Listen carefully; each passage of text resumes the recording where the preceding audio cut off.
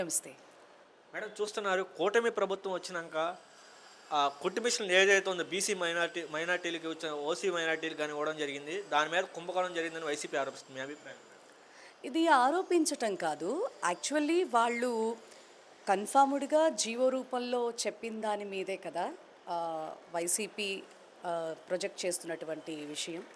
ఎందుకంటే అందులో అబద్ధం ఏముందని నేను కూడా మీడియా ద్వారా క్వెషన్ చేస్తా ఉన్నాను. అంటే చిన్న లాజిక్ కూడా మనం మాట్లాడుకోవచ్చు ఇందులో.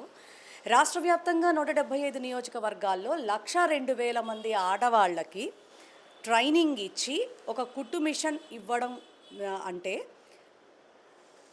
యాక్చువల్లీ ఎంత పడుతుంది? వాళ్ళు ఇచ్చే training approximately 1 month to 40 days, అంతకు మించి ట్రైనింగ్ ఇవ్వడం జరగదు.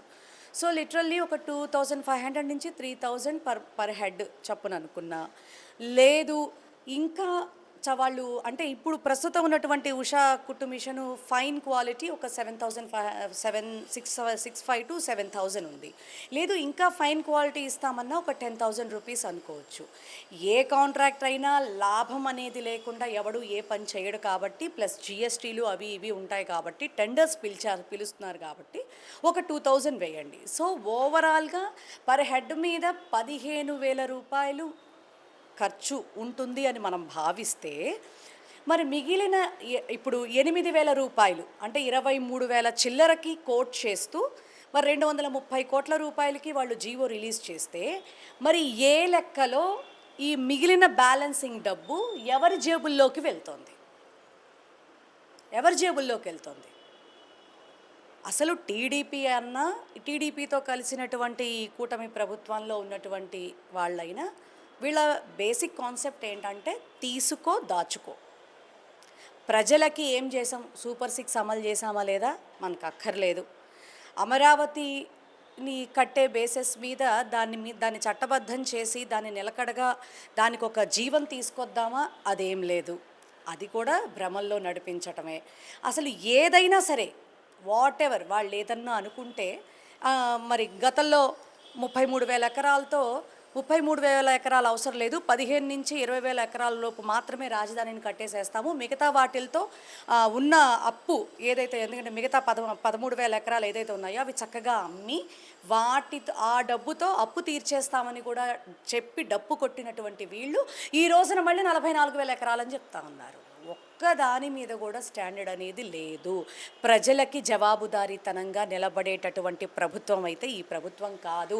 అధికారంలోకి వచ్చినటువంటి ప్రతిసారి కూడా అంతెందుకు, నిన్నగాక మొన్న విజయవాడ వరదల్లో ఒక 6-7 మంత్స్ బ్యాక్ వచ్చిన వరదల్లో కూడా మరి దాతల నుంచి దండుకున్నటువంటి డబ్బుల్లో కూడా అగ్గిపెట్టెల మీద లేకపోతే క్యాండిల్స్ మీద కూడా వాళ్ళు నెపం పెట్టుకొని కోట్ల రూపాయలు దొబ్బేశారు. అవినీతికి బ్రాండ్ అంబాసిడర్స్ వీళ్ళు. అంతెందుకండి, అసలు ఇప్పుడు ప్రజెంట్ నడుస్తున్నటువంటి కరెంటు ఛార్జీల విషయం తీసుకోండి మీరు.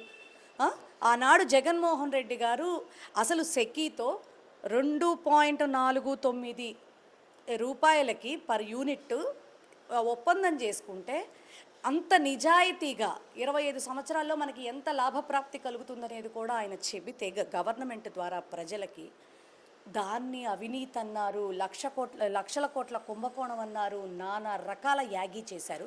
మరి ఈ రోజున 4.60కి మీరెట్లా ఒప్పందం చేసుకున్నారు? అంటే మీరు చేస్తే సంసారం, ఇతరులు చేస్తే వ్యభిచారం. ఇది ఎంత దారుణమైనటువంటి సిచ్యువేషన్స్లో ఈ కూటమి ప్రభుత్వం ఉందంటే, ఈ మే ఎండింగ్ వచ్చిందంటే లిటరల్లీ 1 ఇయర్ పూర్తి చేసుకున్నటువంటి సందర్భంలో అట్టర్ ఫ్లాప్ అయినటువంటి ప్రభుత్వం ఏదైనా ఉంది అంటే ఇది కూటమి ప్రభుత్వం మాత్రమే. ప్రజలకు జవాబుదారీతనంగా లేకుండా ఏ సిచ్యువేషన్ అయినా సరే వాడుకొని అసలు ఏం చేశారని చెప్పని 1,56,000 కోట్ల రూపాయలు ఈ సంవత్సర కాలంలో వాళ్ళు అప్పు తీసుకొచ్చారు. ఆ తీసుకొచ్చినటువంటి అప్పుకి వీళ్ళు ఎక్కడెక్కడ ఏమేం చేశారో ఈ ప్రస్తుతానికి ఒక శ్వేతపత్రం రిలీజ్ చేయమని చెప్పండి. ప్రజలకి వీళ్ళు అసలు ఎంత నిర్లక్ష్యంగా ఈ 5 ఏళ్ళు మమ్మల్ని ఎవరు ఏమీ చెయ్యలేరు అన్న చందంగా వీళ్ళ పరిపాలనా విధానం ఉంది. అందులో మచ్చుక ఈ కుట్టు మిషన్ల పంపిణీ విధానం. పేరుకి ప్రజలకు ఏదో చేస్తున్నట్టు ఈ 1,02,000 మంది కూడా వాళ్ళకి సంబంధించినటువంటి వ్యక్తులు, వాళ్ళ పార్టీకి లాయల్గా ఉన్నటువంటి పర్సన్స్కి సంబంధించినటువంటి పర్సన్స్కే తప్ప జవాబుదారీతనంగా రాష్ట్ర ప్రజల్లో అందరికీ అనేటటువంటి భావనతో మాత్రం వీళ్ళు చేసేది ఏదీ ఉండదు. అది చెయ్యగలిగింది, చేసింది ఒక్క జగన్మోహన్ రెడ్డి గారు మాత్రమే. ఆయన ఎప్పుడూ ఒకటే చెప్తారు, మనం గెలిచేంత వరకే విభేదాలు, గెలిచిన తర్వాత నువ్వు ఆ కులం, నువ్వు ఈ కులం, లేకపోతే నువ్వు ఆ పార్టీ, నువ్వు ఈ పార్టీ అని చూడకూడదు, ప్రతి ఒక్కళ్ళకి మంచి జరగాలి మన ప్రభుత్వం ద్వారా అని చెప్పని ప్రజలకి, ప్రజల కోసం పనిచేసినటువంటి నాయకుడు జగన్మోహన్ రెడ్డి గారు మాత్రమే. వీళ్ళంతా స్వార్థపరులు. నేను ఒక్కటైతే చెప్తా, ప్రజలకి ఈ కూటమి ప్రభుత్వం ద్వారా ఎప్పుడైనా సరే ఈయన కూటమిగా వస్తేనే గెలుస్తాడు తప్పితే సింగిల్గా ఎప్పుడు ఈయన వచ్చేది లేదు, చచ్చేది లేదనుకో.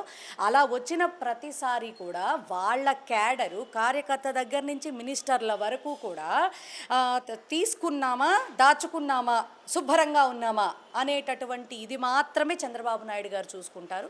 కాబట్టి ఆ తర్వాత వాళ్ళ అధికారంలోకి వచ్చినా రాకపోయినా కూడా శుభ్రంగా తీసుకుని దాచుకున్న దాంతో ముందుకు సాగేటటువంటి ప్రయత్నంలో ఈ యొక్క ప్రభుత్వం యొక్క లక్ష్యం అనేది ముందుకు నడుస్తూ ఉంది తప్ప ప్రజలకి ఎక్కడా మంచి చేయాలనేటటువంటి ఆలోచన, ఉద్దేశం, జవాబుదారీతనం అయితే ఈ ప్రభుత్వానికి లేదు అని ఈ కుట్టు మిషన్ల విషయంలో ప్రస్ఫుటంగా అర్థమవుతా ఉంది.